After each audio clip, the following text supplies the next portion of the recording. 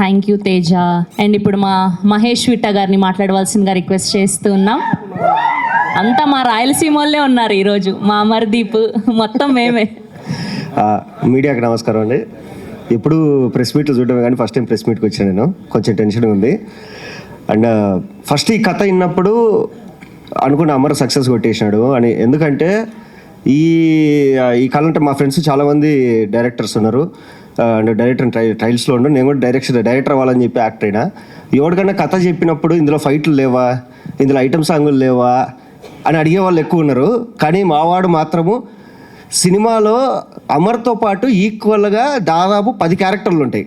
మొత్తం screen space అంటే cinema మొత్తం నా చుట్టూనే తిరగాలి, నేనే స్క్రీన్లో ఎక్కువ కనపడాలి అనేది కాకుండా మంచి కథ కావాలి.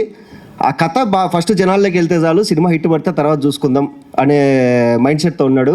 సో ఫస్ట్ ఈ కథ ఒప్పుకున్నందుకు అమర్ నువ్వు సక్సెస్ కొట్టేసినావు. అండ్ పాన్ ఇండియా అని చెప్పేసి అనవసరమైన కథలకు కూడా ఓవర్ బడ్జెట్ పెట్టేసి తర్వాత జనాలు థియేటర్కి రాలేదని చెప్పి జనాల మీద పాపం సినిమా బాగుంటే మీరు అందరు ఖచ్చితంగా వస్తారు, మీ తప్పేం లేదు. బట్ సినిమా బాగా తీయకుండా మీ మీద నింద మోపడం అనేది మా తప్పే. ఈ సినిమా నిజంగానే బాగుంటుంది. ఒకప్పుడు మనము కబడ్డీ, పందెం ఇలాంటి సినిమాలు ఎలా ఉన్నాయో అంటే అవి టీవీలో వచ్చినప్పుడు అరే ఈ సినిమా టీవీలో వస్తుందని చెప్పేసి ఫ్యామిలీ మొత్తం కూర్చొని చూసేది. అండ్ మా సుమతి శతకం కూడా మొత్తం ఇంట్లో ఫ్యామిలీ అందరూ వచ్చి కూర్చొని చూడొచ్చు. సో ఎటువంటి డోకా లేదు. చాలా రోజుల తర్వాత అంటే మన తెలుగు వాళ్ళకి తెలుగు కథలు వస్తే చాలండి. అంటే మీరు పడే కష్టాలు, మీ రియల్ లైఫ్లో ఉండే బాధలు ఎన్ని పక్కన పెట్టి వచ్చి థియేటర్లో కూర్చొని ఒక 2 గంటలు హ్యాపీగా నవ్వుకొని పోండి అంతే. మేమైతే షూర్ షాట్ చెప్తున్నాము, మీకు ఎటువంటి ఇబ్బంది ఉండదు. థియేటర్లో ఏంద్రేడు సాగుకొట్టినాడు అనేది మాత్రం ఉండదు.